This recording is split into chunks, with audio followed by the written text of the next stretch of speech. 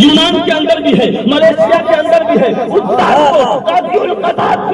حضور تاج الشریعہ علیہ السلام کہا جاتا ہے، جن کی عظمت کو ٹھکرا نہیں سکتے ہو، جن کو اگر مانو گے نہیں تو تمہارا عقیدہ بہک جائے گا، گمراہ ہو جاؤ گے۔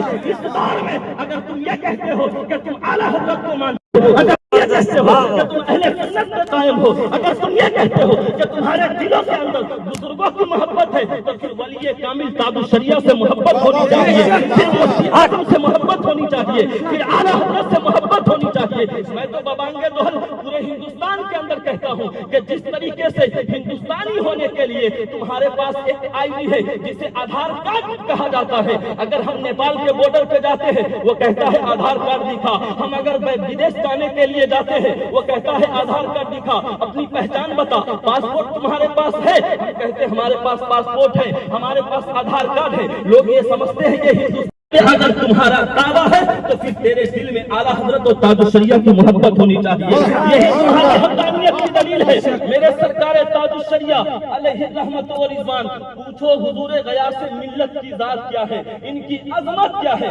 جب بھی سرکار غیاث ملت بریلی شریف میں جاتے ہیں، میں نے بڑے بڑے اکابر علماء کی زبانی یہ بات کو سنی ہے کہ میرے سرکار غیاث ملت جب بریلی شریف جاتے ہیں، حضور تاج الشریعہ اپنے حجرے کے اندر آرام فرما رہے ہیں، آپ کی آنکھیں بند ہیں، اللہ تسبیح پڑھ رہے ہیں، اللہ کا ذکر کر رہے ہیں، جیسے آپ کے پاس یہ خبر ملتی ہے، کان میں آ کر کوئی کہتا ہے حضور شہزادہ آیا ہے۔ کون شہزادہ؟ کالپی شریف کے غیاث ملت آئے ہیں، کالپی شریف کے، ماشاءاللہ۔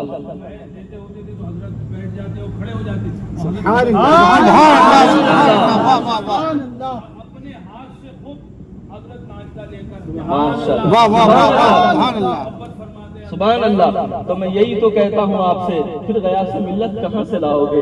تاج الشریعہ بات کرتے اور بات کرتے پھر ہاتھ چومتے، بات کرتے پھر ہاتھ چومتے، جانتے تھے یہ زہرا کے پھول ہیں، جانتے تھے یہ علی کے شہزادے ہیں، جنت کو چومنا ہے، جنت کی خوشبو کو پا لیا ہے۔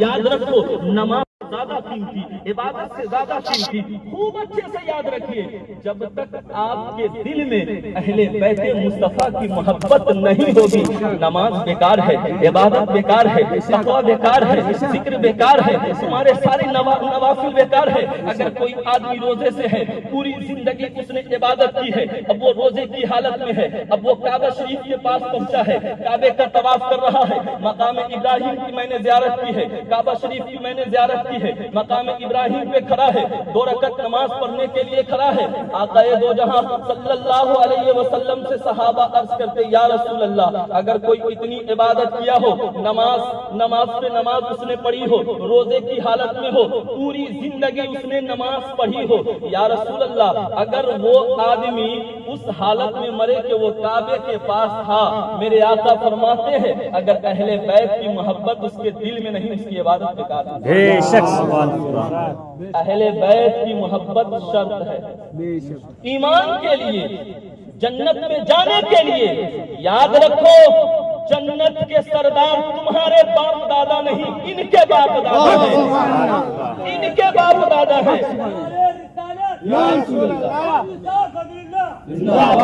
یہ دیکھیے ہمارے مفتی صاحب قبلہ ماشاءاللہ، اللہ نے ان کو علم سے نوازا ہے، اللہ ان کے اندر تقویٰ دیا ہے، سادگی ہے، اتنے بڑے مفتی ہیں اور اتنی سادگی کے ساتھ رہتے ہیں، میں جب بھی ان کو دیکھتا ہوں دل خوش ہو جاتا ہے۔ اللہ تعالیٰ ان جیسے بزرگوں کو سلامت رکھے، محبت سے ایمان اللہ۔ حضرت ابو فاسی محمد رحمت اللہ علیہ فرماتے میں مدینہ شریف کے اندر رہتا تھا، بس 2 منٹ میں اپنی گفتگو ختم کر رہا ہوں۔ میں مدینہ شریف کے اندر رہتا تھا اور آل رسول تھے، وہ سنت مؤکدہ کو چھوڑ دیتے تھے۔ ابو محمد فاسی رحمت اللہ علیہ کہتے ہیں، تو یہ کہتے ہیں کہ میرے دل میں ان کے لیے تھوڑی سی کھٹاس تھی، تھوڑا سا۔ میں یہ سوچتا تھا کہ ارے یہ سنت مؤکدہ چھوڑ دیتے تو میں ان سے ملتا نہیں تھا، جب یہ راستے سے گزرتے تو میں راستہ چھوڑ دیتا تھا۔ تو یہ ابو محمد فاسی کہتے ہیں کہ میں ایک دفعہ نا درود پڑھتے پڑھتے آقا کے گنبد کے سائے میں بیٹھ گیا، مجھے نیند آ گئی، اور جیسے میں سویا نا میرے خواب میں آقا تشریف لے آئے، اور میرے آقا فرماتے ہیں ابو محمد کیا بات ہے، تو میرے آل سے بغض رکھتا ہے، میری آل سے راستہ بدل لیتا ہے؟ ابو محمد فارسی کہتے یا رسول اللہ ایسی کوئی بھی بات نہیں، بس میں ان کو دیکھتا ہوں کہ وہ کچھ کام غلط کرتے ہیں، دیکھتا ہوں تو میں ان سے تھوڑی سی نگاہ پھیر لیا۔ میرے آقا نے فرمایا کہ فقہ حنفی کا مسئلہ نہیں ہے کہ کوئی بھی آل رسول اگر طریقہ ان کا غلط ہو پھر بھی نسبت میں وہ شامل ہوا کرتے ہیں، نسبت سے وہ جدا نہیں ہوتے ہیں۔ تجھے تو یہ سمجھنا چاہیے چاہے وہ جیسے ہے لیکن وہ آل رسول ہے، وہ زہرا کے پھول ہے، وہ میرے نواسے ہیں۔ ابھی تو بریلی کا تاجدار امام احمد رضا خان فاضل بریلوی ارشاد فرماتے ہیں تیری نسل پاک میں ہے بچہ بچہ نور کا، ارے تو ہے عین نور تیرا سامھرا۔ نعرہ تکبیر، نعرہ رسالت، عرس شاہ فضل اللہ، فیضان میر محمد ترمذی، فیضان سرکار کالپی، ہماری ہمت ہماری طاقت۔ میرے بھائیوں، میرے عزیزوں، اور یہاں پہ دارالعلوم محمدیہ کے جو طلبہ بیٹھے ہیں، میں ان سے بھی گزارش کروں گا کہ آپ علم دین مصطفیٰ حاصل کرنے کے لیے آئے ہیں، آپ اپنے وقت کو ضائع نہ کیجیے گا، آپ سو کر اپنی زندگی کو نہ گزاریے گا، آپ موبائلوں میں زیادہ وقت نہ دیجیے گا، آپ یہ سمجھیں کہ آپ کس جگہ پہ آئے ہوئے ہیں۔ میں آپ سے عرض کرتا ہوں کہ آپ کو جب بھی وقت ملے میر محمد کے آستانے میں آ کر قرآن کی تلاوت کیجیے، جب بھی آپ کو سبق یاد نہ ہو میر محمد کے چوکھٹ پہ آ کے سبق یاد کیجیے۔ میں آپ سے عرض کرنا چاہتا ہوں، ہم لوگ اتنی دور سے سفر کر کے صرف زیارت کرنے کے لیے ترستے ہیں اور کبھی نہیں آ پاتے، تو ہمارا کلیجہ ان کو آتا ہے کہ کاش ہم کال کی جاتے۔ سفر میں ہوتے ہیں ہمارے دل میں خیال ہوتا ہے ہم کال کی جاتے، ہم بڑے سرکار کی زیارت کرتے، ہم چھوٹے سرکار کی زیارت کرتے، ہم سیدی غیاث ملت کی زیارت کرتے، ہم تو ترستے رہتے ہیں، تم تو نصیب والے ہو کہ 24 گھنٹے کالپی میں رہتے ہو۔ یہ کالپی مدینۃ الاولیاء ہے، یہاں اتنے مزارات ہیں، یہاں اتنے اللہ والے لیٹے ہوئے ہیں کہ پاؤں رکھنا بھی یہاں مشکل ہے۔ میرے بھائیوں، اس در کی عظمت کو سمجھو، یہاں کی نسبت کو سمجھو۔ میرے ایک مظفر پور بہار کے رہنے والے ایک آدمی ہے، وہ میرے سرکار غیاث ملت سے مرید ہے، وہ کچھ سال پہلے یہاں آئے تھے، وہ بتا رہے تھے کہ میرے پیٹ میں بہت زیادہ تکلیف رہتی تھی، میں علاج کرا کے تھک گیا تھا، ڈاکٹروں کے پاس گیا، انہوں نے بتایا کہ تیرے پیٹ کے لیور ٹھیک نہیں ہے۔ میرے عزیزوں، میں آپ سے کہنا چاہتا ہوں، وہ یہاں آیا بڑے سرکار کے آستانے پہ، اور بڑے سرکار کے آستانے سے آ کر اپنے ہاتھ کو ایسے ایسے ملتا ہے، اور ملنے کے بعد اسے اپنے پیٹ پہ ایسے ایسے ملتا ہے، اور 2-3 مرتبہ یہ عمل کرتا ہے، درود پاک زبان پہ جاری ہے، کہتا ہے سرکار آپ سے تو آج ہندوستان آباد ہے، آپ سے تو آج مارہرا آباد ہے، آپ سے تو آج بریلی آباد ہے، آج آپ کے شہزادے کا ایک غلام آیا ہے، نگاہ کرم فرما دے۔ میں آپ سے کہنا چاہتا ہوں، وہ آدمی لوٹ کے جاتا ہے اور اسے ایسا معلوم پڑتا ہے درد اب کم ہو گیا ہے، تکلیف اب کم ہو گئی ہے۔ دوبارہ جب وہ ڈاکٹر کے پاس جاتا ہے اور الٹرا ساؤنڈ کراتا ہے تو اسے ڈاکٹر یہ بتاتے ہیں کہ رپورٹ نارمل آئی ہے، اب تمہیں کوئی تکلیف نہیں ہے۔ تو بلا مبالغہ مجھے کہہ لینے دیا جائے کہ نگاہ ولی میں وہ تاثیر دیکھی، ارے بدلتی ہزاروں کی تقدیر۔ بے شک بہت عمدہ حق۔ نگاہ ولی میں وہ تاثیر دیکھی، بدلتی ہزاروں کی تقدیر دیکھی، نہ پوچھ ان خرقہ پوشوں کی، ارادت ہو تو دیکھ ان کو، ید بیضا لیے بیٹھے ہیں اپنی آستینوں میں۔ ارے تم کیا سمجھتے ہو؟ ان اللہ والوں کو لوگ سمجھتے ہیں کہ یہ فقیر ہے۔ ارے میرے بھائی، یہ فقیر نہیں ہوتے ہیں، یہ فقیری میں اپنی زندگی کو گزار رہے ہوتے ہیں۔ دراصل یہ بادشاہ ہوتے ہیں، جسے دنیا فقیر کہتی ہے نا، وہ اپنے گدری میں لال لے کے گھوما کرتے ہیں۔ تم مانگ کے تو دیکھو، تو سچا دل لے کے تو آ۔ میں آپ سے کہنا چاہتا ہوں، جو لوگ بھی مجھے جانتے ہیں بڑا قریب سے، میں آپ سے کہنا چاہتا ہوں، میری کوئی حقیقت نہیں ہے، میری کوئی پہچان نہیں ہے۔ آج پورے بھارت کے اندر اگر لوگ مجھے جانتے ہیں، حضور غیاث ملت کی وجہ سے جانتے ہیں، ان کے مرید کی وجہ سے جانتے ہیں، ان کا بیٹا ہونے کی وجہ سے جانتے ہیں، اور اللہ کے اس مقدس ولی کے آستانے پہ حاضر ہو کے بڑے سرکار کو گواہ کر کے کہتا ہوں، آج بڑے بڑے اکابر علماء کی فہرست میں بیٹھا کرتا ہوں، تو صرف یہ جان لو یہ درسگاہوں کی برکت نہیں ہے، یہ کالکی کے خانقاہ کی برکت ہے، یہ مرشدان گرامی حضور غیاث ملت کی برکت ہے، جس کی وجہ سے مجھے پہچان ملتی ہے۔ میں نے اس غلامی کو قبول کر لیا ہے۔ میں ملک کے جہاں بھی جس کونے میں جاتا ہوں میں فخر سے کہتا ہوں میں مرشدان کالکی کے در کا غلام ہوں۔ مجھے جھجک محسوس نہیں ہوتی، میں ڈرتا نہیں ہوں، میں جھجکتا نہیں ہوں، مجھے تکلیف نہیں ہوتی۔ میں فخر سے کہتا ہوں مرشدان کالکی کے چوکھٹ کا دربار ہوں، اور میں دنیا والے کو بھی یہی پیغام دینا چاہتا ہوں کہ میری زندگی کا ایک انداز لکھ دینا، لوگوں کے درمیان میری پہچان لکھ دینا۔ ارے جب میں مر جاؤں غیاثی تو میرے کفن پہ میر محمد کا نام لکھو۔ سبحان اللہ، زبردست، مر بہت جاؤں غیاثی تو میرے کفن پہ میر محمد کا نام لکھ دینا۔ میرے عزیزوں، ان اللہ والوں سے سچی محبت کرو، اور کہیں آپ کو جا کر مرید ہونے کی ضرورت نہیں ہے۔ حضور غیاث ملت کے دامن سے وابستہ ہو جاؤ، یقین جانو تمہاری دنیا اور آخرت دونوں سنور جائے گی۔ میں نے بڑے بڑے مفتیان کرام، حضور محدث کبیر، حضور اسجد رضا، حضور اسجد میاں کی ذات کو دیکھا ہے کہ جب حضور غیاث ملت موجود ہوتے ہیں، چاہے وہ کرناٹک ہو، ممبئی ہو، وہ کسی بھی علاقے میں، وہ مرید نہیں فرماتے، وہ کہتے ہیں کہ حضور غیاث ملت سے مرید ہو جائے۔ میں نہیں کہہ رہا، میں اپنی زبان سے نہیں کہہ رہا، وہ کہتے ہیں کہ ان کے دامن سے وابستہ ہو جاؤ۔ وہ جانتے ہیں یہ بڑے سرکار کے شہزادے ہیں، وہ جانتے ہیں یہ بڑے سرکار کے شہزادے ہیں، ان سے بھی ہو گئے تو یہ جنکشن ہے، یہاں آنا پڑے گا، وایا وایا وایا بریلی، وایا ماہیرہ، پھر تمہیں کالکی جانا پڑے گا، اور کالکی سے اجمیر اور بغداد کا سفر کرنا پڑے گا۔ اس لیے وہ جانتے ہیں یہ شہزادے ہیں، ان کے دامن سے وابستہ ہو جاؤ، کہیں جانے کی ضرورت نہیں۔ بے شک، سبحان اس اللہ۔ لیے بھٹکنے کی ضرورت نہیں ہے، بس ہمیشہ اللہ کی بارگاہ میں دعا کرتے رہو، یا الہی دے محمد کے لیے، روزی کے رحمت کے لیے، خان فضل اللہ سے حصہ گدا کے واسطے۔ اس غلامی پہ مجھے ناز ہے، انشاءاللہ تعالی میری حیات جب تک باقی رہے گی میں اس چوکھٹ پہ آتا رہوں گا، اس چوکھٹ سے میری ہمیشہ کے لیے نسبت رہے گی، اور ہمیشہ میں اس چوکھٹ کا غلام بن کے جینا چاہتا ہوں۔ یہی میری آخری خواہش ہے۔ مجھے دولت کی خواہش نہیں ہے، مجھے دنیا نہیں چاہیے، مجھے گاڑی بنگلے نہیں چاہیے۔ میں نے کبھی یہ دعا نہیں کی اللہ کی بارگاہ میں مجھے یہ چاہیے، مجھے وہ چاہیے۔ میں یہ چاہتا ہوں کہ حضور غیاث ملت کی نگاہ میں مقبول ہو جاؤں، اور سرکار مجھے محبت کی نگاہ سے دیکھ لے۔ مجھ سے بڑا کروڑ پتی کون ہے؟ مجھ سے بڑا دولت مند کون ہے؟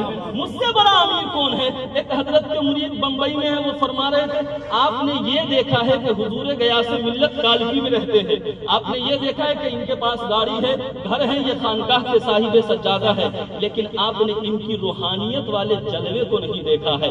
تاج الشریعہ سے جو ان کا گہرا رشتہ تھا آپ نے اس کو نہیں دیکھا ہے۔ حضور غیاث ملت کی کرامت آپ نہیں جانتے ہیں۔ میں آپ کو بتانا چاہتا ہوں، اور کئی لوگ دلیل کے ساتھ میرے پاس موجود ہیں۔ میں تو یہ چاہتا ہوں کہ حضور غیاث ملت کی زندگی پہ انشاءاللہ میری پوری کوشش رہے گی کہ حضور غیاث ملت کی سوانح عمری لکھا جائے، اور ان کے اس میں حضور غیاث ملت کی مکمل زندگی کو قلم بند کیا جائے انشاءاللہ تعالی۔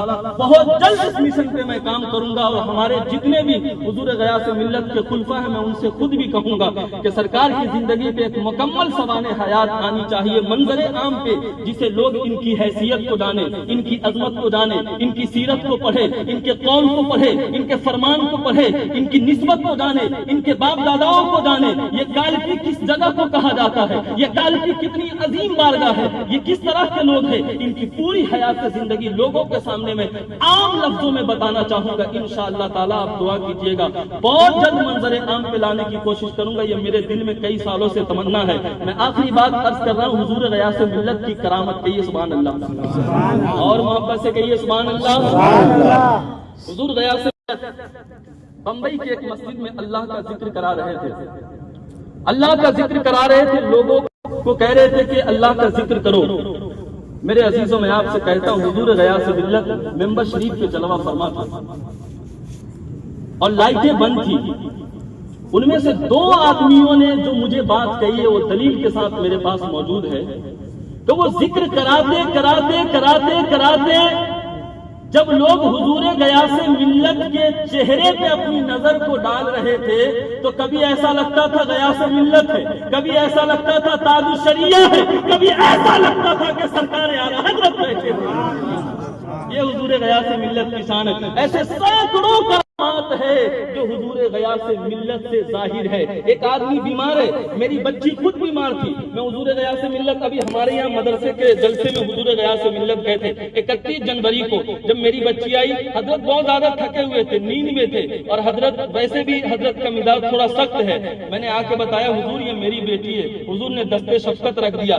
تب سے ہمیشہ بیمار رہتی تھی، جب سے حضور غیاث ملت نے دستے شفقت رکھ دیا ہے الحمدللہ اب بیمار نہیں رہتی ہے، اب سب سے اچھا بولتی ہے، مجھ سے زیادہ بہتر اردو بولتی ہے، چھوٹی سی ہے لیکن الحمدللہ رب العالمین 5 تک اسے کلمے یاد ہے، اسے پتا ہے کہ میرا بابا کن کا مرید ہے، اسے پتا ہے میں کہاں جاتا ہوں۔ میرے عزیزوں میں آپ سے کہنا چاہتا ہوں یہ اس بچی کا کمال نہیں، یہ حضور غیاث ملت کا کمال ہے۔ اس لیے ان کے دامن سے وابستہ رہو، ان کے ساتھ جڑ کے رہو، منافق مت بنو کہ منہ پہ کہو حضور ہم آپ کے سامنے ہیں، پیچھے جا کر غیاث ملت کی برائی زبردست کوئی نہیں ہو سکتا ہے، تم سے زیادہ گرا ہوا کوئی نہیں ہو سکتا ہے، تم سے زیادہ نیچ کوئی نہیں ہو سکتا ہے کہ تم منہ ادھر دیتا ہے اور کہیں جا کر آنکھ دیتا ہے، کہیں جا کر کسی کے ساتھ بدتمیزی کرتا ہے۔ یاد رکھو حضور غیاث ملت کے پیچھے پڑنے والے، ان کے ساتھ سازشیں کرنے والے، میں تمہیں کہنا چاہتا ہوں آج میری بات کو لکھ لینا، میں دستخط کر کے دے رہا ہوں،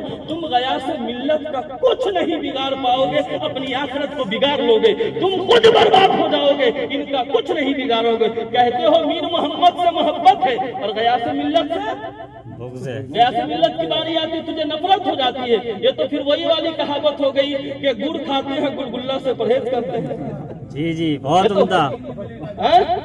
جب تک ان کی آل سے محبت نہیں کرو گے، سرکار خواجہ معین الدین چشتی حسن سنجری 22 سال اپنے پیر و مرشد کی خدمت میں رہے، خود فرماتے ہیں میرے شیخ کے جو شہزادے تھے ان کی خدمت کیا کرتا تھا، انہیں گود میں کھلایا کرتا تھا، میں ہمیشہ ان کو اپنے کاندھے پر بیٹھایا کرتا تھا۔ حضور امام اعظم ابو حنیفہ رضی اللہ تعالیٰ ان کی حیات زندگی کو پڑھیں، اپنے اساتذہ کی تو عزت کرتے تھے، ان کے شہزادے کی بھی عزت کرتے تھے، ان کے بھی کپڑے دھوتے تھے، انہیں بھی گود میں کھلاتے تھے۔ ایک دفعہ کوئی حدیث لکھ رہے تھے، بچے تھے کوئی کھیل رہے تھے، بال کو مار دیا، وہاں ان کے دوات سے آ کے لگ گئے، غصہ نہیں فرمایا، آپ نے اسے اپنے قریب بیٹھایا، لوگوں نے پوچھا آپ کو تو یہ تکلیف دے رہے ہیں، انہوں نے تو نقصان پہنچا دیا، آپ نے پھر بھی اسے قریب بیٹھایا، آپ اس سے پیار کر رہے ہیں۔ فرماتے ہیں کہ تجھے نہیں پتا یہ میرے استاد کے شہزادے ہیں، یہ میرے شیخ کے شہزادے ہیں، یہ میں ان سے اس لیے محبت کرتا ہوں کہ ان کے رگوں کے اندر میرے مرشد کا خون بہتا ہے،